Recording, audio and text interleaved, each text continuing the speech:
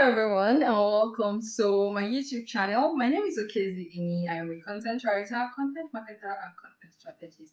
I help businesses, brands to write compelling content that help them solve their products and services. All right, so I am also interested a lot in books. I'm a book lover, and I have a pet project where I actually review books, incredible books that have the capability of changing our lives and changing finances. So yeah, on this particular episode, I am going to be reviewing a very fantastic book with you. Um, can you guess what book?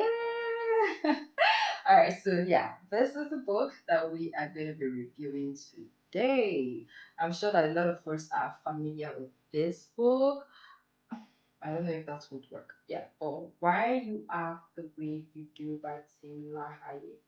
Yeah, so that's the book that I want us to review together today. So I remember the first time that I came in contact with this book, I was probably in 200 level or thereabouts, and I was traveling with my mom. I think it was at a park or something. There was a book vendor that was always at that park. So the book actually caught my attention. I bought a couple of books that day, a couple of other books. I think I bought Think and Grow Rich that day. I bought which is within your reach on that same day too. I think I bought Richest Man in Babylon. By the way, Richest Man in Babylon is one very fantastic book that we're also going to be reviewing as well. Okay, so I think that was when I bought this book, and this book has been mind blowing. It has been tremendous. It has been very impactful in my own life. And I'm going to tell you that story in the book. Okay. So I remember growing up, I was this extremely introverted, antisocial being. Like being around people was work to like punishment. I'd rather be by myself. And even if I'm with people, I'm not talking, I'm not socializing, I'm not playing with them, I'm not joining in the conversations. And people don't like that. People find that very weird and annoying, and that just makes you not to have friends, makes you not to have like close pals and stuff like that. It makes you feel like the odd person in the room always. If you are an introvert, I'm sure you can relate to this. Like you always feel like the odd person in the room, and it makes you, like it made me at a point to actually start questioning myself. Like, why am I even like this? Why can't I just flow and interact with everybody? Why is it that maybe they put music, everybody's playing? I cannot just play and dance and just be free with everybody. So it was so hard. Like there were so many things, there were so many questions that I had that unfortunately I could not ask anybody. There were so many questions that I had I could not ask anybody. But so when I saw this book, in fact, I was already inside the vehicle about to board. I had to plead with the driver and everybody in the bus to please let me come down and buy this book because it just answers to the question that had been on my mind for all my life. Like, why do you act the way you do? Why do I act the way I do? So I bought the book, and like I said, it was mind blowing. So let's just get right into the book and just talk about it. What makes it very phenomenal, and how it can also change your life as well. Okay, so by the way, this is not just going to be for introverts, it is for every temperament. In fact, as we get into this, you're going to understand like a whole lot of things about yourself, why you act the way you do, and how you can, knowing your strengths and your weaknesses, and what to focus on, what to work on, what to, just like that, you're just going to know all of these things. All right. So, by the way, if you are watching this and you're just coming across my channel for the first time, please do well to subscribe to this channel. Click on the bell notification so whenever I post videos like this, you'll be the first to see them. And please share this video. Help me to get it to have wider reach, better more subscriptions, and so it's gonna be like the only encouragement that you can give me to keep producing these videos. All right. Okay, so let's get into it. Okay, this book is like really detailed. So I want to like touch on every single chapter on this book, right? So first of all, the first thing it has here is that your temperament is powerful. Your temperament literally influences everything that you do.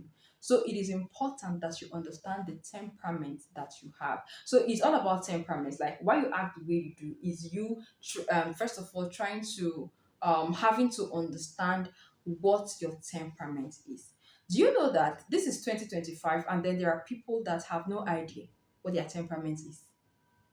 Or that they don't have any idea. Maybe they just heard that there's something called temperament, but they have no idea what temperament is or what their temperament is. So if you are not self-aware enough like that, then how do you relate to yourself? How do you relate with other people? You just find yourself living life, anyhow, not knowing who you are. And then I don't know, but anyways, let's just get into it, right? So that's the first thing you need to understand, that temperament influences everything that you do. So knowing that, like I said, you have to understand what your temperament is. So, what temperament are you? So here, the Tim Lahaye went on to identify the different temperaments, the blends of temperament, then talking about their strengths, their weaknesses, and then also getting yourself a temperament test so you can know for yourself. In just in case, maybe after the explanation, you still don't know your temperament, you can take temperament test to actually get to know who what temperament you have. Okay, so let's get right into it. We have four major temperament types. We have the sanguine, we have the melancholies, we have the the sanguine, the melancholies, we have um the phlegmatic, and we have the choleric.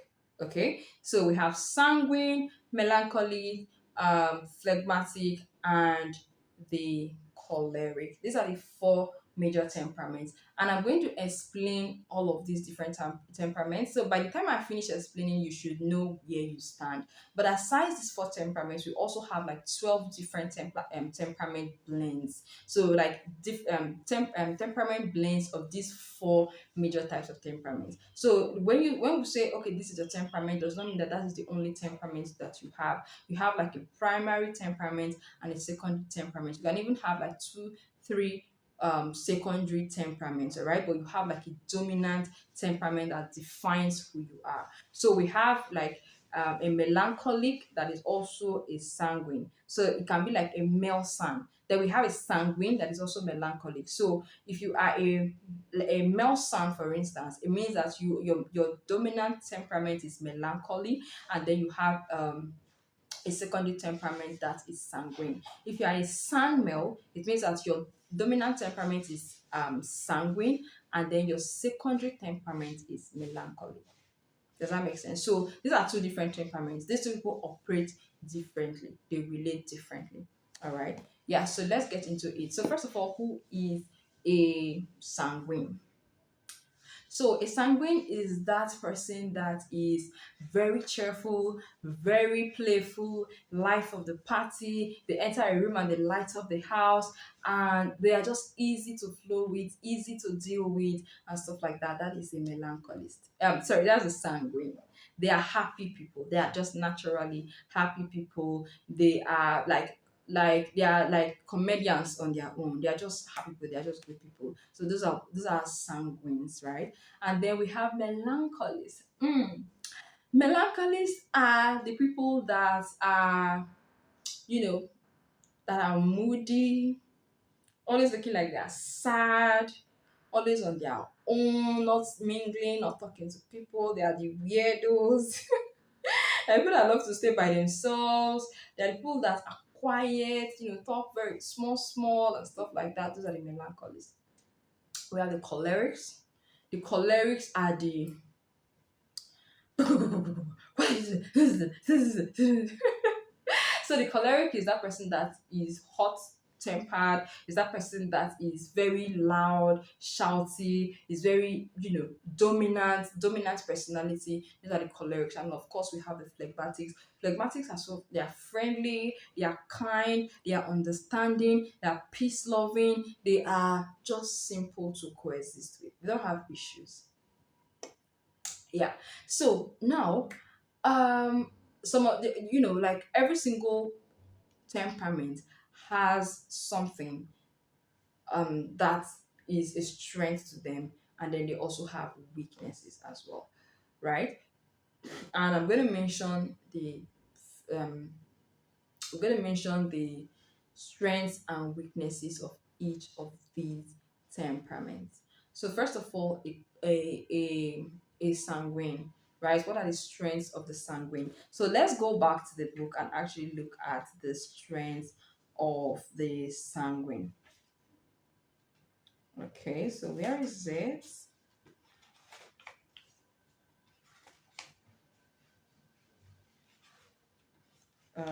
Coming, coming.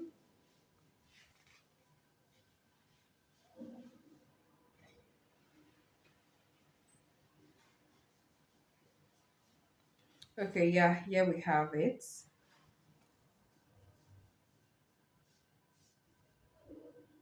So, first of all, what are the strengths of the sanguine? Now, the sanguine is very outgoing. The sanguine is responsive. So, it's very outgoing means that that person is like the life of the party. That person is friendly, is easy to talk to, easy to relate with, right? So, they can connect with anybody. They can connect with anybody, talk to anybody. So, that's a strength for them. They are warm and friendly. They are talkative. They can talk. They can express themselves. They can, any of those things. They are enthusiastic and then they are compassionate people. So these are the sanguine, and these are their core strengths. But they also have weaknesses. One of their major weaknesses is that sanguines are very undisciplined people. Like they are very unserious people. Like it's not as if they don't have maybe like any iota of seriousness, but naturally when you see them, they just appear like unserious people. They just appear like unserious people. So that's one of their problems, or undisciplined. They are emotionally unstable. Like they are like excited beings. They are like children. They can't stay in one place. They are just, you know they are unproductive, they are egocentric, like their ego is, and they are exaggerate, like they like to exaggerate things. So for instance, maybe you buy this necklace, you bought it on that bridge at maybe at 2,000 naira. Somebody asks you and you say, no, I bought this thing for 20,000 naira as so shop, or from so brand, or from so supermarket, and stuff like that. They can exaggerate things, even things that they see, whatever it's like, they can just exaggerate things. So that is one of their weaknesses. So that is that for the sanguine. Then let's go on to the melancholists and know their strength. So I just want to pause here and say, dear melancholist, you have strength. You have no idea the kind of strength that you have. But don't worry, I'm going to break it all down for you. I'm particular about melancholy because I am a pure melancholist. Before any other temperament. In fact, no temperament comes close. I am a pure melancholist. Take it like that. So let's look at some of our strengths, okay? Melancholists are gifted people, right? They are analytical, they are aesthetic, they are self-sacrificing, they are industrious, and they are self-disciplined. A melancholist is a very disciplined person. If they say they are going to do this, they are going to do just that. If they give you their word, they are going to stick to it. They are also very industrious, like, business minded, creative minds and stuff like that. And that's the kind of person that I am. So if you are a melancholist, ask yourself, or if you have any of these traits that I've been talking about, melancholist, ask yourself, like, what kind of are you an industrious person? Are you a business oriented person? Are you a business lover? Are you a creative? Ask yourself. Then melancholists are also self-sacrificing. And you know the reason why melancholists are self-sacrificing, because they are very analytical. So they can easily read the room. They can easily understand moods, understand minds, read an environment and stuff like that. So it's easy for them to see, or to be compassionate, or be helpful and stuff like that. So it's easy for them to actually like sacrifice. Then melancholies are also aesthetic. Remember, these people don't talk too much, they are always on their own and stuff like that. So they are more interested in artworks. They are more interested in maybe like beautifications, like things that bring about creativity, either via art, via music, via acting, music, writing, and stuff like that. That is where you actually see a melancholist. Then, like I said, they are also analytical and they are very gifted. They have, like, because they are quiet people, they use their brain to think a lot. So they are gifted at so many things. The work of their hands, the work of their brain, they are gifted, they can think, they can meditate, they can come up with very creative ideas. You will be surprised. So if as a melancholist you are actually able to like overcome your weaknesses, or like dampen your weaknesses and grow your strength, you will actually go very far in life. And don't worry, in the course of this book, we are also going to be looking at some melancholists that actually achieved a whole lot. In fact, there's a whole lot I want to say about melancholists. I'm going to say that. So let's just keep going, okay? Right. So let's now look at some of the weaknesses of a melancholist. A melancholist is a moody person. They are mostly moody. Like a melancholist can be happy and like just be happy, and then just 5 seconds later, a melancholist is sad or is moody, and you are like, "Wh- where's this switch coming from? What's going on? What just happened?" Right? That's a melancholist for you. Melancholist is self-centered. Let me hide my face. Melancholist is self-centered, and that is, well, I don't know. Is that true? Is that very true? I don't want to be biased, so you guys be the judge. A melancholist is persecution prone. A melancholist is persecution prone because you don't talk. People come to look for your trouble. People will talk bad at you and just keep quiet and look at them. So you are prone to bully, prone to persecution because you can't speak up for yourself, right?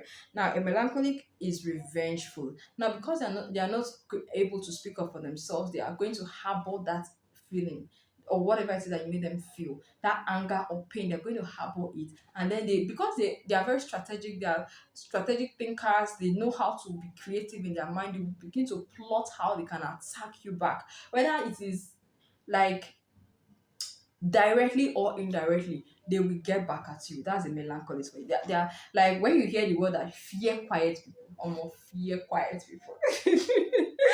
So melancholists are touchy, they are theoretical, they are unsociable, they are critical. Jesus, I am critical. Mm. But at least, the good thing about learning about your temperament and your strengths and weaknesses is so that you can work on your weaknesses and then focus on your strengths, double down on your strengths. So, this is something that I know, that I'm aware of about myself. I'm a very critical person, I'm a very critical judge of myself first before any other person. I judge everything, but I judge in the sense that I'm not trying to say, "Oh, you are bad," or "This person is bad," or "This thing is evil," or "Is horrible." No, but like criticizing from the form of actually like critiquing a thing or critiquing a person. I hope you understand where I'm coming from. And then melancholists are negative. Melancholists are negative. Mm. Okay. So let's go on to cholerics. Now, a choleric person is cold and unemotionally available. A choleric person is self-sufficient, like they don't need you. They don't care. A choleric person is domineering, they are unforgiving, they are sarcastic, they are angry, and they are cruel. Think about your boss in the office. That one that is always shouting, that one that is wicked.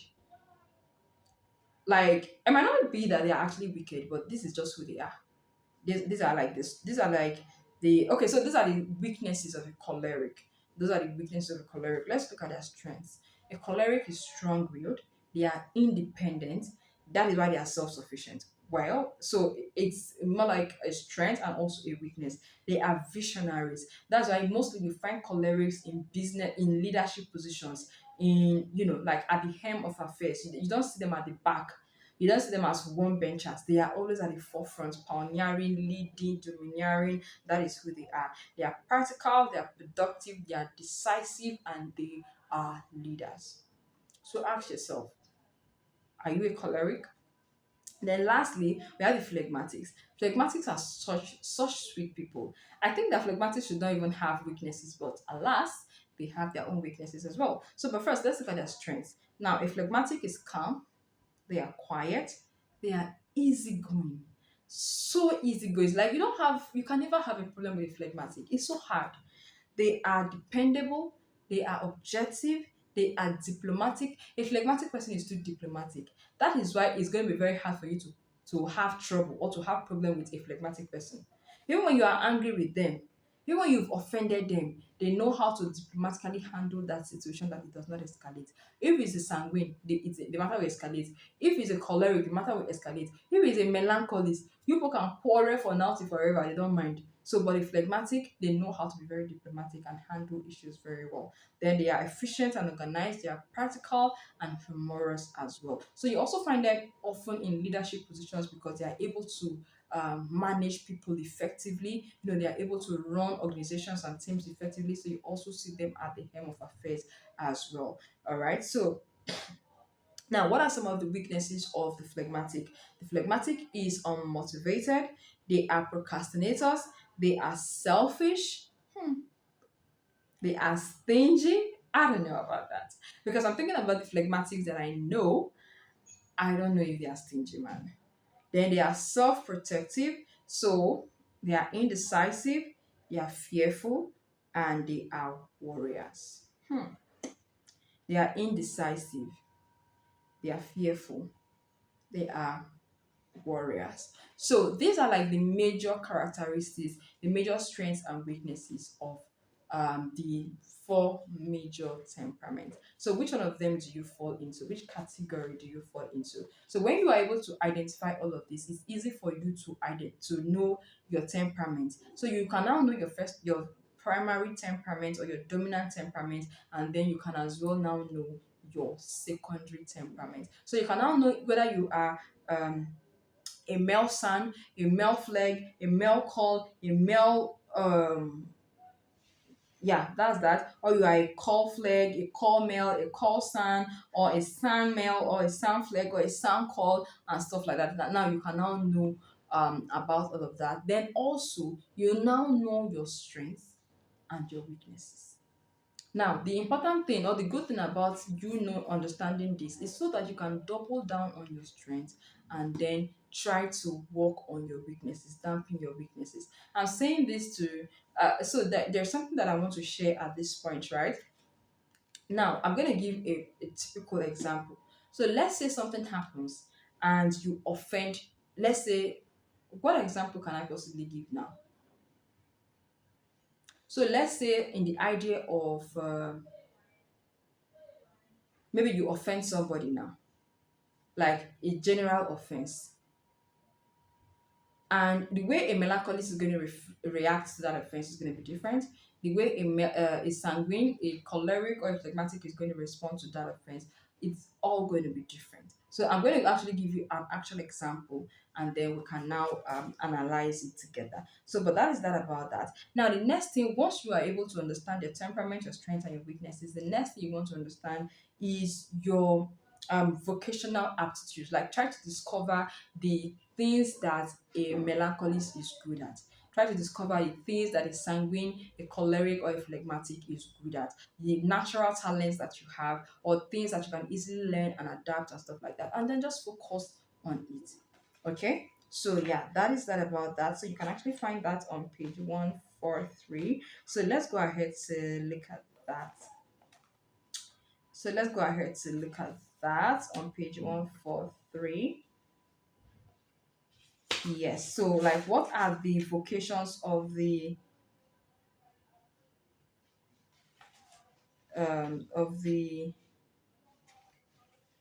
okay, so by the time you actually pick up this book to read, I would actually advise everyone to pick up this book and actually read so you understand, okay, so what are my core based on my core strengths and based on my core weaknesses, what talents can I, or what areas of life should I focus on, what vocational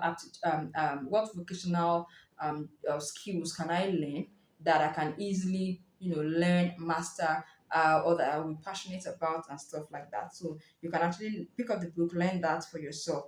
Then uses of temperament in the workplace, right? So understand now. This one very good thing that understanding your temperament does for you.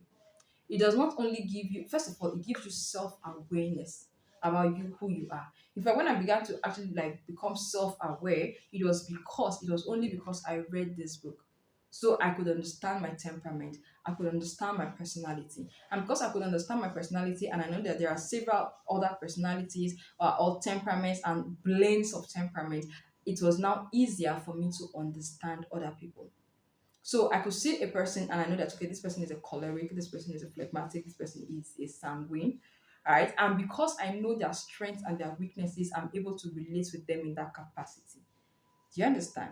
Right. Yeah. So that is one thing that understanding your temperament does for you. It helps you to be self-aware. So if you are self-aware, you are aware of your temperament, you are aware of the other person's temperament, then it's easier for you to relate with them. In the workplace, in the society, in family, or wherever you find people, it's easier for you to actually relate with them because you understand temperament. For instance, as a melancholist, if I see a choleric maybe shouting at me because of an issue that we are having, I'm not going to feel bad. I'm not going to squeeze. I'm not going to go and fold somewhere because who are you?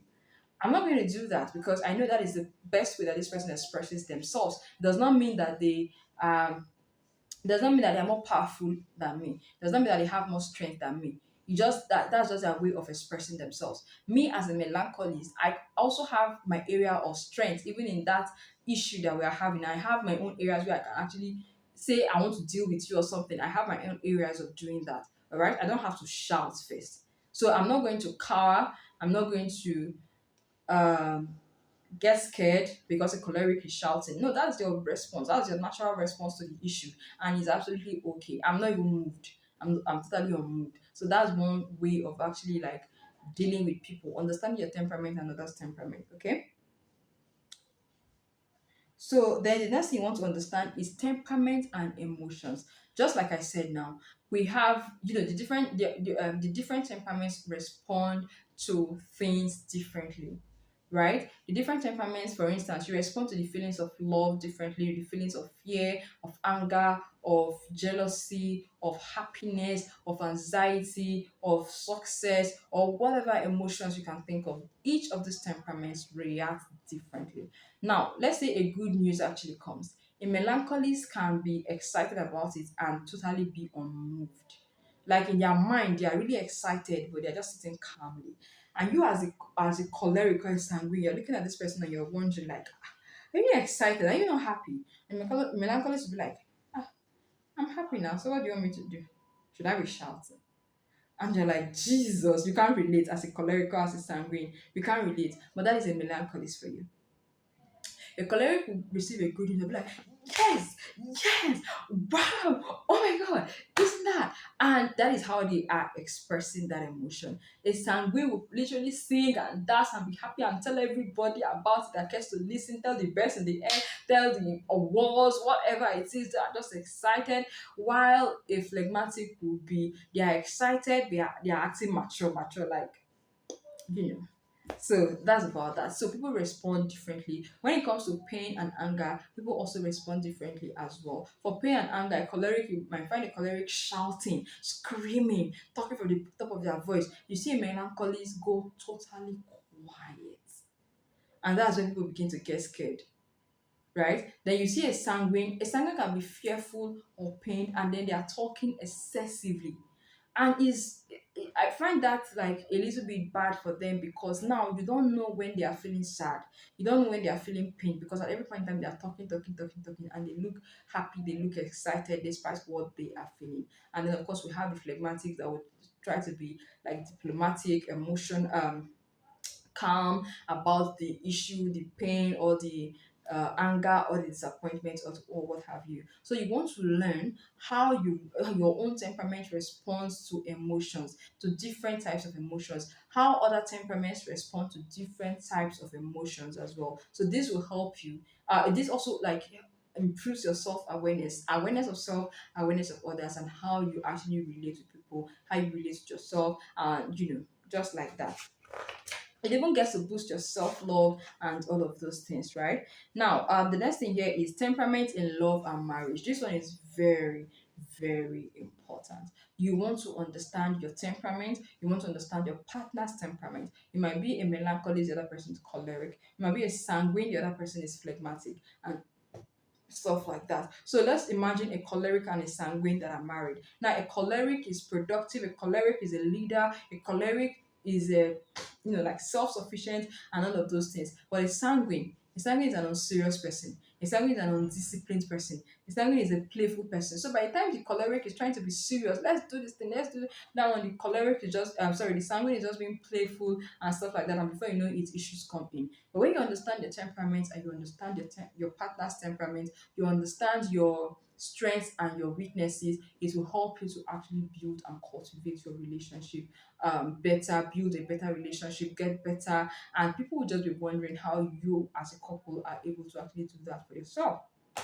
Then, aside that, understanding your temperament and your partner's temperament also helps you to understand who they are, what they like, what they don't like. Maybe this temperament, maybe they like flowers, maybe they like love letters, maybe they like like they like to be touchy, maybe they like phone calls, whatever it is, then you can be able to learn these things. Okay, this particular temperament, they are clean freaks. They like to, make sure everything is in place, everything is where they're supposed to be, and stuff like that. So you knowing all of these things or being in awareness with all of these things helps you to, relate with your partner better. You understand?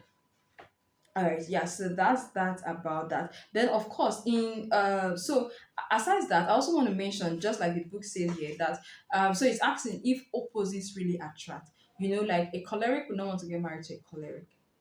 A melancholist would not want to get married to a melancholist. Me, I'm a pure melancholist. I keep saying it, and God forbid that I get married to a melancholist as well. Like, how would the house be?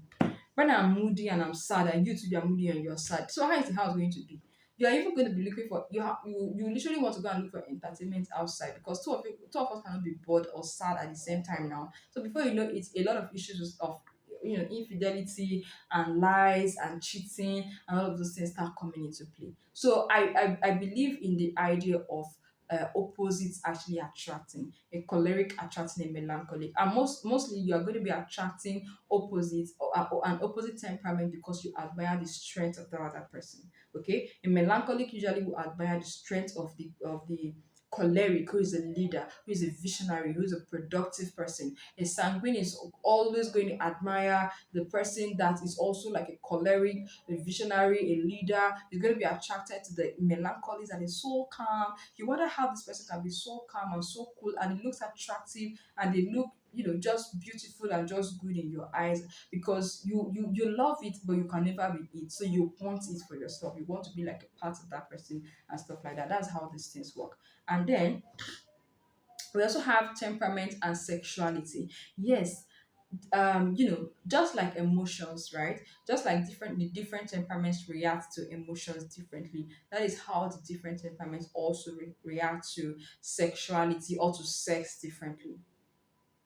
Like a choleric that is a forceful or a fierce person, fierceful, I don't know if fierceful is a word, right? That is forceful, is also going to be forceful when it comes to sex. It's going to be like loud about their demands, about their desires, about their wants. A melancholic wouldn't want to say anything. A melancholic is the kind of person that will say, oh no, let's turn off the lights, let's wait till it's dark, let's wait till the children go to sleep, let's this and that one, and stuff like that. And if you don't understand your temperament or your partner's temperament, it's going to cause issues in the home. So you need to understand whether you're married already or you are yet to get married, you're still single. It is important that you understand these things even before you need them. So this is the reason why you literally have like to pick up these books to read and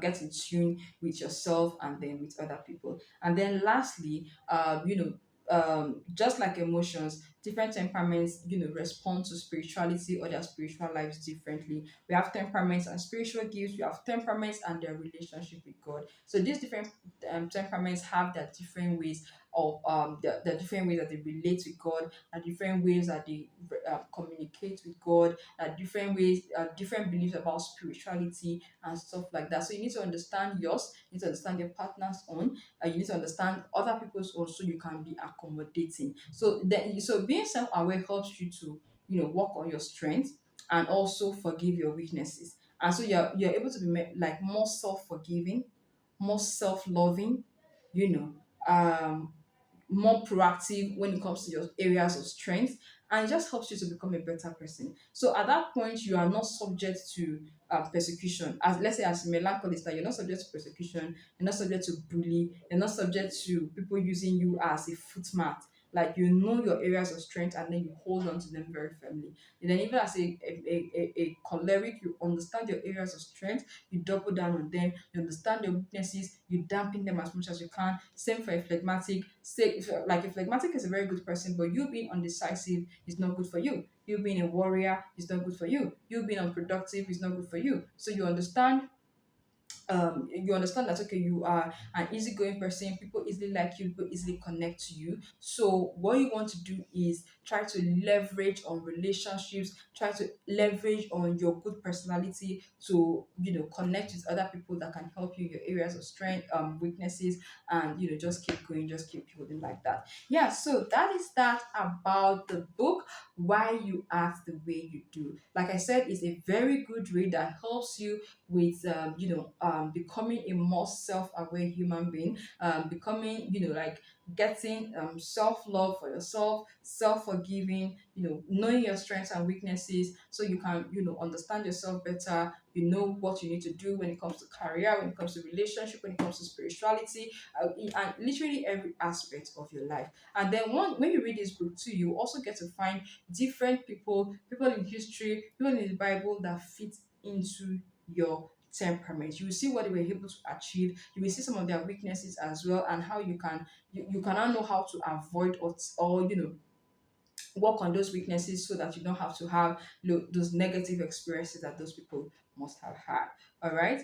Yeah, so that is that about why you act the way you do. I think the first time that I read this book was it's been going on to maybe 8 years now, or 10 years now that I read this book, and it has been phenomenal up until this day. The lessons in this book have actually guided me for the last 10 years.